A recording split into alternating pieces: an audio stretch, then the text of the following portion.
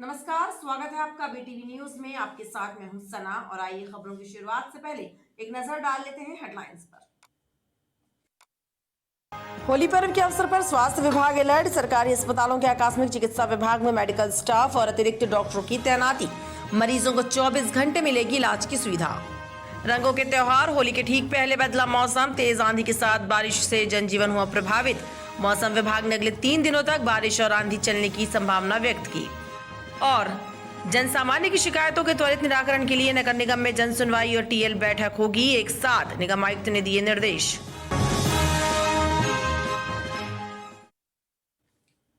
Madhya Pradesh warehousing and logistic corporation ने 50 से ज्यादा दैनिक वेतनभोगियों को बाहर का रास्ता दिखा दिया है। पीड़ित मजदूरों ने कलेक्ट्रेट की जन सुनवाई में पहुंचकर न्याय की गुहार लगाई है। बताया जा रहा है कि आउटसोर्स कंपनी के दबाव में ये कार्यवाही की गई है। कलेक्ट्रेट में आयोजित साप्ताहिक जनसुनवाई में कलेक्टर सौरभ कुमार सुमन ने लोगों के दुख दर्द सुने। जनता दरबार में 100 से ज्यादा शिकायतें पहुंची। जनसुनवाई में पहुंचे कुछ मजदूरों ने बताया कि Madhya Pradesh warehousing and logistic corporation ने 50 से ज्यादा दैनिक वेतनभोगियों को 2 महीनों से वेतन नहीं दिया है।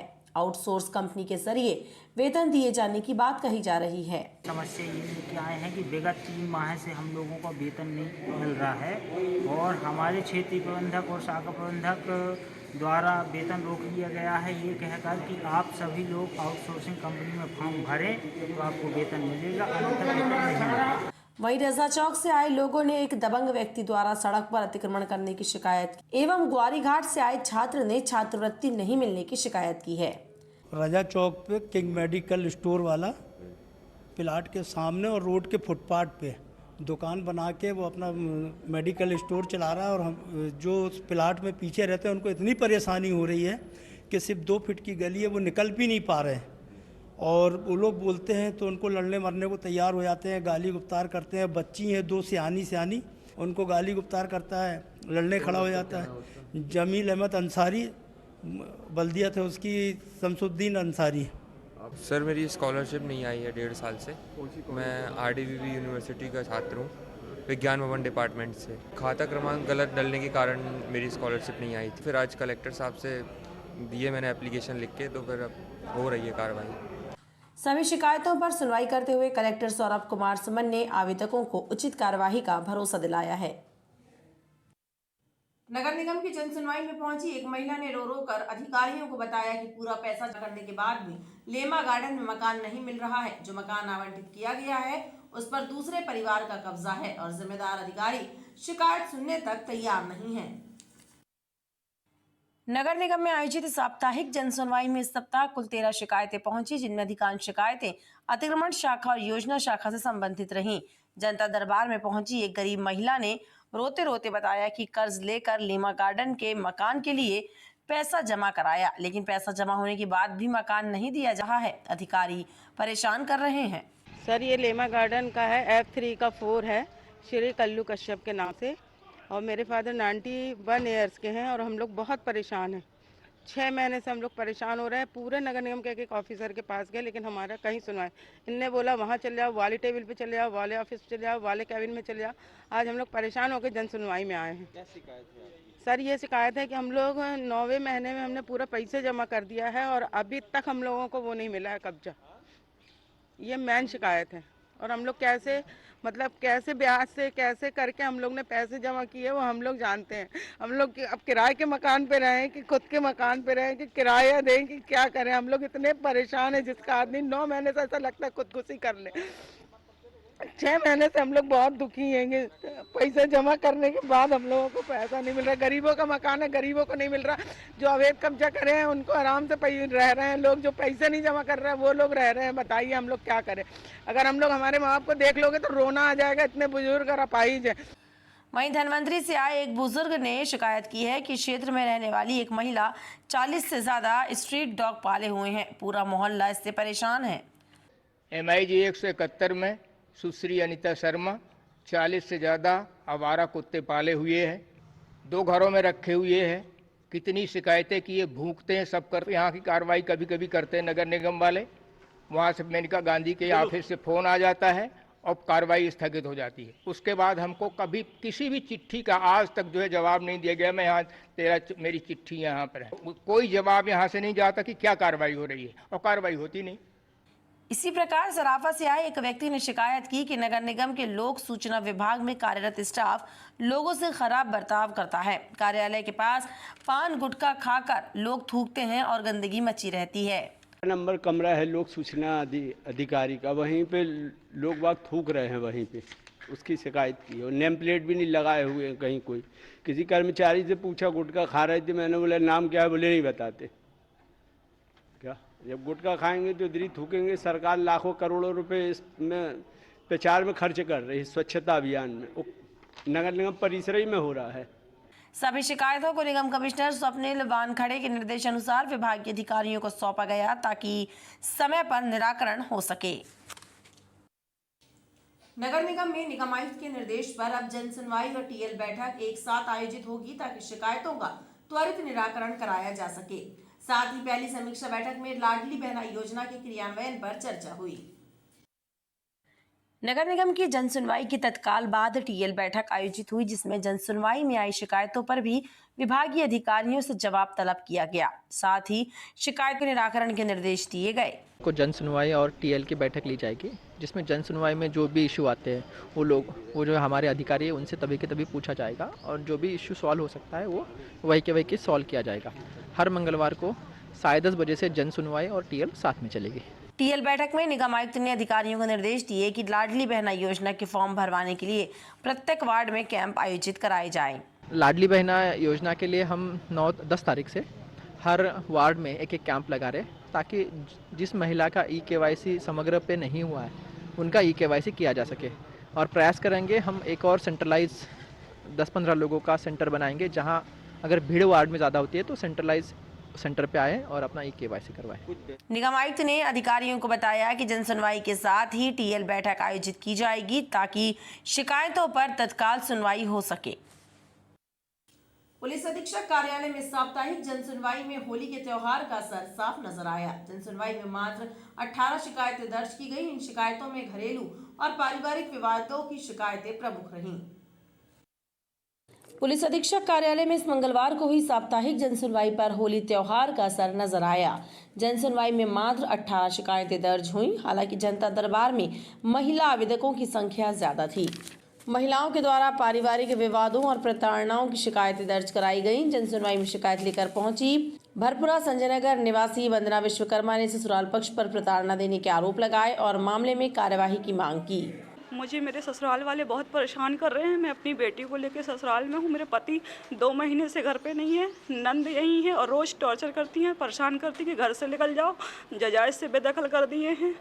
हम पति पत्नी साथ में रहना चाहते हैं, लेकिन घर वाले मारपीट करते हैं। सर बहुत परेशान कर रहे हैं। मैं बहुत ज़्यादा परेशान हूँ। मेरी जान कि घर से निकल जाओ, अपने पति के साथ रहो। Subhash ward Sanjay Nagar भरपुरा Jabalpur. Additional SP ग्रामीण शिवेश सिंह बघेल और डीएसपी मुख्यालय तुषार सिंह ने आवेदकों की शिकायतों को सुना और उन्हें शिकायतों की जांच और कार्यवाही का आश्वासन दिया। अभी तक की जनसुनवाई में आज 18 मामले आए हैं और अधिकतर मामले पारिवारिक मामले हैं, जिसमें कि परिवार के सदस्यों के बीच में विवाद है। कुछ मामले थाने से संबंधित भी आए हैं, जिसमें कि उनके द्वारा आरोपित किया गया है कि समुचित धाराओं में उनके विरुद्ध कार्रवाई नहीं की गई है। सभी प्रकरणों में संबंधित थाना प्रभारी या वरिष्ठ सीएसपी साहब लोगों को निर्देशित किया गया है कि प्रकरण की जांच करके उसमें वैधानिक कार्रवाई करेंगे। जनता दरबार में आई शिकायतों को संबंधित थानों और राजपत्रित अधिकारियों को कार्यवाही के लिए प्रेषित किया गया। मंगलवार को फाल्गुन शुक्ल पक्ष की पूर्णिमा के अवसर पर शुभ मुहूर्त में होलिका दहन किया जाएगा। ज्योतिषाचार्यों के मुताबिक होलिका दहन का शुभ मुहूर्त शाम 6:13 से लेकर 8:34 तक है। होलिका दहन के पश्चात बुधवार को धुड़ेली का महापर्व पूरे उत्साह के साथ मनाया जाएगा। रंगों के महापर्व होली का त्योहार बुधवार को उत्साह और उमंग के साथ मनाया जाएगा। इसके पूर्व मंगलवार को फाल्गुन शुक्ल पक्ष की पूर्णिमा के अवसर पर होलिका दहन होगा। बुराई पर अच्छाई की जीत के प्रतीक और आपसी भाईचारे के त्योहार होलिका दहन उत्सव रात के समय शुभ मुहूर्त में विधि विधान से पूजा अर्चना करने के बाद संपन्न होगा। ज्योतिषाचार्यों के मुताबिक होलिका दहन का शुभ मुहूर्त शाम 6:13 से रात्रि 8:34 तक है। भारतीय दर्शन में एक परंपरा रही है उत्सवों की। उत्सव धर्मिता ही हमारी विशेषता है और उसी के अंतर्गत फाल्गुन शुक्ल पूर्णिमा के दिन होलिका दहन का पर्व रहेगा और यह है इस वर्ष 7 मार्च को, दिन मंगलवार। और साथ ही साथ यह महत्वपूर्ण यह भी है कि आज के दिन ही भगवान कृष्ण ने पूतना का वध किया था और उसी के उपलक्ष्य में डुंडी नामक राक्षसी का वध किया जाता है, उसे जलाया जाता है। होलिकोत्सव पर्व के साथ अनेक प्रसंग जुड़े हुए हैं, लेकिन यह इस वर्ष जो इसका शुभ मुहूर्त है सायंकाल 6:13 से लेकर रात्रि 8:39 तक इसका अत्यंत शुभ मुहूर्त रहेगा। होली जलने के बाद यदि आप नज़र दोष से पीड़ित हैं, स्वास्थ्य संबंधी आपको कोई परेशानी है, तो इसके लिए एक छोटा सा उपाय आप कर लीजिए। 7 लौंग, 7 काली मिर्च, 7 उड़द, 7 केवले के टुकड़े, 7 कपूर और 7 ही केवले के साथ साथ पीली सरसों आप एक छोटी सी काले कपड़े की पोटली बनाएं और जितने परिवार में सदस्य हैं सबकी एक पोटली अलग अलग बना लें और उनसे के सिर से उतार कर जलती हुई होलिका में आप छोड़ दें। आपकी सारी की सारी बाधाएं दूर हो जाएंगी और निश्चित रूप से आप वर्ष स्वस्थ रहेंगे, प्रसन्न रहेंगे और मस्त रहेंगे। धर्म और शास्त्रों में होलिका दहन उत्सव को लेकर कई कहानियां प्रचलित हैं। शहर और ग्रामीण क्षेत्रों में भक्त प्रहलाद के साथ होलिका प्रतिमाएं विराजमान की गई हैं। श्रद्धालु विधि विधान से रात्रि के समय होलिका दहन उत्सव मनाएंगे और फिर बुधवार को धुरेड़ी का पर्व मनाया जाएगा। होलिका उत्सव को लेकर भक्तों में बेहद उत्साह नजर आ रहा है। होलिका दहन का मुहूर्त मगर शास्त्रों के अनुसार, निर्णय सिंधु के अनुसार आज सायं 7 बजे होलिका दहन कर सकते हैं। दूसरे दिन धुड़ेरी, सब एक साथ मिलकर रंगोत्सव मनाएं और भगवान हरि के संकीर्तन करते हुए। सबसे बड़ा हमारा जो उद्देश्य है कि आज के दिन हमारे अंदर जो व्याप्त बुराइयां हैं उन सबको नष्ट करके आपस में बैर को भुला के हम भाई भाई मिलकर रंग गुलाल लगा के एक दूसरे के साथ अपने जो भी बैर हैं उनको ख़त्म करके और एक साथ मिलकर हर्षोल्लास से रंगों का त्यौहार मनाते हैं और ईश्वर से प्रार्थना करते हैं कि सभी के जीवन में नए नए रंग खुशियों के भरें, उनमें उत्साह हो, उनकी उन्नयन हो, हमारे देश का विकास हो। जिले में परंपरागत स्थानों पर होलिका प्रतिमाओं की स्थापना की गई है। होली पर्व के अवसर पर कहीं भी बिजली आपूर्ति बाधित न हो, इसके लिए पूर्व क्षेत्र विद्युत वितरण कंपनी ने सभी अधिकारियों को निर्बाध बिजली आपूर्ति सुनिश्चित किए जाने के लिए सभी आवश्यक कदम उठाने के निर्देश दिए हैं। होलिका दहन और फिर धुरेड़ी पर्व पर बिजली की आपूर्ति बाधित ना हो, इसके लिए बिजली विभाग ने भी कमर कस ली है। बिजली उपकेंद्रों और बिजली लाइनों पर काम करने वाले मेंटेनेंस स्टाफ को अलर्ट रहने के निर्देश दिए गए हैं। नगर संभाग पश्चिम के कार्यपालन यंत्री SK सिन्हा ने बताया कि होली पर्व पर बिजली विभाग का लाइन मेंटेनेंस स्टाफ ड्यूटी पर तैनात रहेगा। इस दौरान विद्युत आपूर्ति संबंधी सभी शिकायतों पर तत्काल कार्यवाही करने के निर्देश दिए गए हैं। अगर कहीं फॉल्ट की स्थिति बनती है तो तत्काल सुधार कार्य कर बिजली आपूर्ति बहाल की जाएगी। होली के पावन पर्व को देखते हुए नगर संभाग पश्चिम जबलपुर के द्वारा समस्त कर्मचारी अधिकारी जो कि मेंटेनेंस में संलग्न हैं उनको समूचे संभाग क्षेत्र में बिजली व्यवस्था मेंटेन करने के लिए लगाई गई है और 24 घंटे बिजली प्रदाय करने के लिए सभी अधिकारी कर्मचारी उपस्थित रहेंगे। साथ ही साथ अगर कहीं पर फॉल्ट की स्थिति निर्मित होती है तो अविलंब फॉल्ट को सुधारा जाएगा ताकि किसी भी तरीके का विघ्न पावन त्योहार में विघ्न उत्पन्न न हो। पश्चिम संभाग के अंतर्गत काम करने वाले मेंटेनेंस स्टाफ और सभी अधिकारी होली पर्व पर ड्यूटी पर तैनात रहेंगे। रंगों के त्योहार होली पर स्वास्थ्य विभाग अलर्ट मोड पर है। किसी भी तरह की दुर्घटना की स्थिति में मरीजों को समुचित इलाज प्रदान करने के लिए जिले के सभी सरकारी अस्पतालों में 24 घंटे स्वास्थ्य सेवा उपलब्ध रहेगी। जिला अस्पताल विक्टोरिया के आकस्मिक चिकित्सा केंद्र में होली पर्व के पूर्व संध्या और धुरेड़ी के अवसर पर चिकित्सकों और मेडिकल स्टाफ को ड्यूटी पर तैनात किया गया है। रंगों के त्योहार होली को लेकर जिले के लोगों में उत्साह नजर आ रहा है। ऐसे में स्वास्थ्य विभाग भी अलर्ट मोड पर आ गया है। पर्व के दौरान किसी भी प्रकार की घटना दुर्घटना की स्थिति में मरीजों को चिकित्सा सुविधा प्रदान करने के लिए तैयारियां की गई हैं। जिला अस्पताल सहित सरकारी अस्पतालों के आकस्मिक चिकित्सा कक्ष में मेडिकल स्टाफ और डॉक्टरों को ड्यूटी पर तैनात किया गया है। जिला अस्पताल के RMO डॉक्टर पंकज ग्रोवर ने बताया कि होली पर्व के दौरान स्वास्थ्य सेवाओं को ध्यान में रखकर कैजुअलिटी में 2 चिकित्सकों और मेडिकल स्टाफ ड्यूटी पर तैनात रहेंगे। वहीं दवाओं की समुचित व्यवस्था करने के निर्देश भी दिए गए हैं। हमारे यहाँ व्यवस्थित होली के दिन 2 डॉक्टर की ड्यूटी लगातार लगाई गई है। कैजुअलिटी पूर्व की भांति 24 घंटे क्रियाशील रहेगी और उसमें संपूर्ण व्यवस्थाएं कैजुअलिटी में संपादित की गई हैं, पहले से तैयारी करके रखी गई है। और बाकी जो सपोर्ट स्टाफ है वो अलग है। दवाइयों की पूर्ण व्यवस्था है और भी जो पुराने अनुभव के हिसाब से जितना हम कर पा रहे हैं उतनी व्यवस्था हमने, और कैजुअलिटी भी पर्याप्त तैयार रहेगी। होली पर्व की पूर्व संध्या और धुलेड़ी पर्व दोनों ही दिन सरकारी अस्पतालों में 24 घंटे स्वास्थ्य सेवाएं उपलब्ध रहेंगी। मौलाना अब्दुल कलाम आजाद वार्ड के अंतर्गत आने वाले मुस्लिम बाहुल्य क्षेत्र ढलगर मोहल्ले में पिछले 1 सप्ताह से लोग नलों से आ रहे गंदे और मटमैले पानी से परेशान हैं। लोगों को इस बात की चिंता है कि वे गंदे और प्रदूषित पानी के उपयोग से बीमारी के शिकार ना हो जाएं। मौलाना अब्दुल कलाम आजाद वार्ड के अंतर्गत ढलगर मोहल्ला और आसपास के क्षेत्रों में पिछले 1 सप्ताह से नलों में गंदा और मटमैला पानी आ रहा है।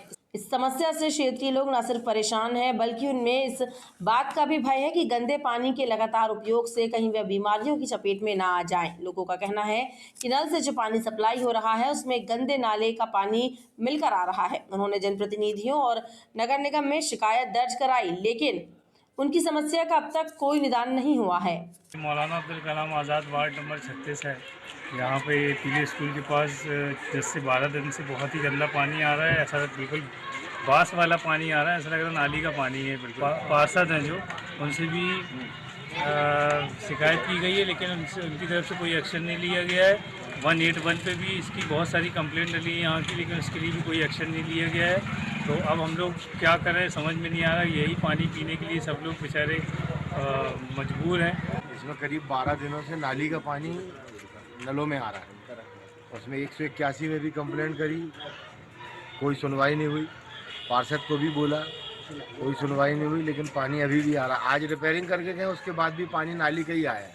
और कंटिन्यू 181 में कंप्लेंट कर रहे। जब वहाँ सुनवाई नहीं हो रही तो पार्षद तक क्या होगा। 181 में सुनवाई नहीं हो रही। त्योहार के मौके पर नलों से गंदे पानी की सप्लाई होने के कारण लोगों में नाराजगी है। स्थानीय लोगों ने इस समस्या का समाधान करने की मांग की है। पाटन थाना क्षेत्र में मेट्रो बस की टक्कर से घायल हुए एक मजदूर की इलाज के दौरान मेडिकल अस्पताल में मौत हो गई। मजदूर बीती शाम घर से सब्जी लेने के लिए बाजार निकला था, तभी मेट्रो बस ने उसे टक्कर मार दी थी। मजदूर की मौत के बाद पुलिस ने उसके शव को पोस्टमार्टम के लिए भेजा और घटना की जांच शुरू कर दी है। पाटन थाना क्षेत्र में बीती शाम मेट्रो बस ने एक मजदूर मदन लाल मेहरा को टक्कर मार दी। इस घटना के बाद मजदूर को घायल हालत में इलाज के लिए मेडिकल अस्पताल में भर्ती कराया गया, जहां उपचार के दौरान उसने दम तोड़ दिया। मजदूर की मौत की सूचना अस्पताल प्रबंधन ने माड़ोताल थाने को दी। पुलिस ने शव को पोस्टमार्टम के लिए भेजने के बाद सड़क हादसे की जांच शुरू कर दी है। मृतक के परिवारजनों ने बताया कि मदन लाल बीती शाम घर से सब्जी लेने के लिए निकला था, तभी ये घटना हुई। घर से निकले थे बाजार के लिए और बाजार करके लौट रहे थे। मेट्रो बस से टक्कर हो गई और अस्पताल में जाकर मृत्यु हो गई। ग्राम खैरी, रौसरा, पोस्ट ओढ़ना, जिला जबलपुर। पुलिस का कहना है कि घटना की जांच के बाद अग्रिम कार्यवाही की जाएगी। रंगों के त्योहार होली के ठीक पहले प्रदेश में मौसम ने भी रंग बदल दिया है। मध्य प्रदेश के अलग अलग जिलों में बारिश, ओलावृष्टि, तेज आंधी का दौर जारी है। सोमवार की देर रात तेज आंधी के साथ बारिश हुई और मंगलवार की सुबह भी जिले में मौसम बदला रहा। आसमान पर बादलों की मौजूदगी के साथ बारिश हुई। मौसम वैज्ञानिकों के मुताबिक उत्तर भारत में पश्चिमी विक्षोभ सक्रिय है, जिसके कारण आगामी 3 दिनों तक आंधी और बारिश होने की संभावना है। रंगों के महापर्व होली के ठीक पहले मध्य प्रदेश का मौसम पूरी तरह बदल गया है। राजधानी सहित प्रदेश के कई जिलों में बारिश, ओलावृष्टि और तेज आंधी का दौर जारी है। जबलपुर जिले में सोमवार की देर रात अचानक तेज आंधी के साथ बारिश हुई। मंगलवार की सुबह भी जिले में बादलों की मौजूदगी के साथ बूंदाबांदी का दौर देखा गया। मौसम विभाग की माने तो आगामी 3 दिनों यानी कि 9 मार्च तक तेज आंधी और बारिश की संभावना है। रंगोत्सव और होलिका दहन के ठीक पहले मौसम में हुए बदलाव के कारण सामान्य जनजीवन प्रभावित हुआ है। हालांकि लोगों को गर्मी से कुछ राहत मिली है। बारिश की वजह से तापमान में कुछ गिरावट भी दर्ज की गई है। हमारा मौसम अपनी अंगड़ाई लिया हुआ है और रिमझिम बारिश भी हो रही है और होलिका दहन है। गर्मी से राहत काफ़ी है, फिर भी 2-3 दिन से हल्का सा ठंडा मौसम हुआ है आज। और आज शाम को होलिका दहन भी है और कल धुलेड़ी भी है। अब देखते हैं क्या होता है आगे का मौसम। सुबह से मौसम बारिश का है। कैसा गर्मी से राहत मिली? गर्मी से थोड़ा बहुत राहत है बस। मौसम वैज्ञानिकों की माने तो मार्च महीने में अमूमन बारिश होती है। वर्ष 2012 में जरूर बारिश नहीं हुई, लेकिन इसके बाद 2013 से अब तक लगातार बारिश का ट्रेंड रहा है। खबरों का सिलसिला लगातार जारी रहेगा। आप देखते रहिए PTV न्यूज़।